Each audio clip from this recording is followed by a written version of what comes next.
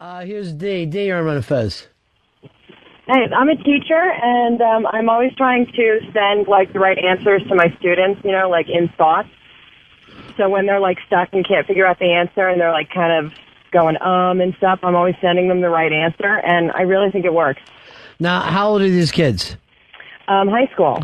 Why don't you just tell them the right answer, rather than this crazy game you're playing with them? Do you teach at Hogwarts?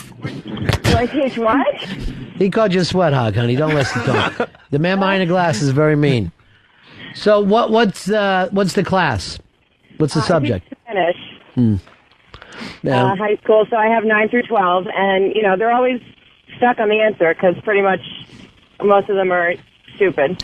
Why don't you just lean over and let them see your breast? Sometimes I do that, too. Yeah, a little spillage. But they really don't get the right answer. All right, D. All right, thanks, guys. Love Peace. you. Nothing kills you like a kid than a even mildly hot teacher. Don't even have to be overly hot. No, I mean my religion teacher. Well, I had a religion teacher in high school.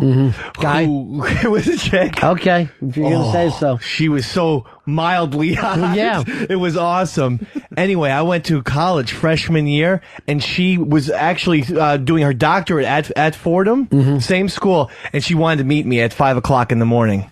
What happened? Because she wanted me to take her paper, slide it under her professor's door, because she had to teach the next day. Is there any fucking point to this story that maybe we're going to go, oh, something great happened? So we met, and we went back up to my room, and I passed out. But had I not passed out, I could have probably gotten with my religion teacher from high school. Did you even make out with her? I didn't want to say that, but I kind of kissed her a little bit. Yeah. And if people are listening, they might know who she is, so I can't say Why would her name. anybody care? You're not a fucking kid anymore. If you were fucking 12 and this happened, it would be a big problem. But you were already an adult. I know, but I mean, I also feel bad because if I hadn't passed out, I would have been the hero of Christian Brothers Academy. No, you already graduated, so that didn't matter anymore. But every single reunion, I'd go back and tell everyone. But do it anyway. Go back and say I fucked her. No one's She's still there. I can't tell them that. She's still there. And I've run into her a couple times. But you realize that she didn't do anything morally wrong. I mean, I'm sure she decided to get freaky with the retarded kid from school. What's a bother? She wanted to see what powder was like. But she's a religion teacher, Mr. B. You just don't expect that from them. Why? She's a human being. She's teaching about religion. This isn't anything bad she did. Yeah, but religion. I mean, if she wasn't a fucking nun. No, but if she was a math teacher or Spanish, so you think teachers have some different fucking thing than other human beings? I think religion teachers are. Obviously, they're not nuns, but I think religion teachers are the thing closest to nuns. Like, they should probably be like nuns. But she's teaching the fucking things of some other course. She's not living it. Well, she was supposed to have been a very religious person, so I was quite... Guess what? I'm going to fucking let you know something. Religious people fuck. Look at Earl. He's got a million... You believe in your religion 100%. Yes, I do. You know you can't have outside sex. Yes, I do. And yet you do it. Yes, I do. As far as what's lined up with you in the Bible, there's no real difference between what you do and what gay people do. It's outside of the bounds of... Yeah, it's considered I would call a sin. it a sacrament, but I don't know. It's considered a sin. It's a sin, the same kind of sin. Yes. So that's it for everybody. And yet people manage somehow to do this, Dave. What I'm trying to do to you at age 30 is say, stop thinking like a child. Okay. I will. I think, in my personal belief, if you're a religion teacher, especially at a Christian school, that you should have a similar code of conduct to a nun. Granted, you can get married. That's the way I feel. People are nuts. I swear to God, people are fucking nuts. Dave, you're on the Run of Fez show. Hey, guys. Hey, Dave, your stories start so hot, and then it's like Earth 2 Penthouse Forum. They just come to a crashing halt. When it's supposed to get to the point of your 11th-inch cock and how wet she was, you fucking blow it with, I shit myself and fell asleep. I have neither an 11-inch cock or her wetness. But why do you go out of your way to tell a story that fucking peters out? Well, how did you get on the radio? I thought it was... How long is Fez going to be in that room? I thought it was pretty good that I almost banged my religion teacher. Dan, basically your story comes down, I'm not mad enough to close the deal. Right. I'm not mad that you would be like a cop whose every story ended with, and then I crashed my car and he got away. Dan, you're on Run of Fez. Hey, how's it going? Yeah. Have you ever stood in front of a urinal and had to go so bad, but you can't, and you're willing it, and it just won't work for you? Actually, that happened to Fez yesterday when we were in the bathroom. Yes, I was at the urinal trying to go. I couldn't because someone else was in there, Ron, and pushing me into the back really hard, taking water and throwing it on me and telling me it was your own piss. Yeah, there was a lot of reasons added up of why I could not get anything to work with my own plumbing. And those urinals, and the way I stay is like, okay, oh great. It goes. He was mad that I came in same time. Yeah. Like, and I go, I'm not going to bother you. And then, you know how there's a little room with the slats there at first. I just lean my fucking hand and just start rubbing him while he's trying to go to the bathroom. And talk about leaning. He's up against the wall, and I don't hear any movement. No. There was no water hitting. So then when I was like washing my hands, I came back, I was dripping down. Oh, I got to piss some more. It was just taking water and putting it down his back. The bizarre thing was I knew you were standing right there, and when you put the hand between the divider, it still scared me. And I knew it was your hand, and I knew you were right there. But that was frightening. You, the pee shy thing with you, do you bring that up with your, shrink? Yeah, I've brought that up a couple times. Yeah. And I'm told that a lot of people have that and not to worry about it and don't make a bigger deal out of it than it is. It means she can't cure it. Yeah, she didn't have any answers for that. Do you ever piss outside? No. Never. As much as you drink, you won't piss outside? No. No.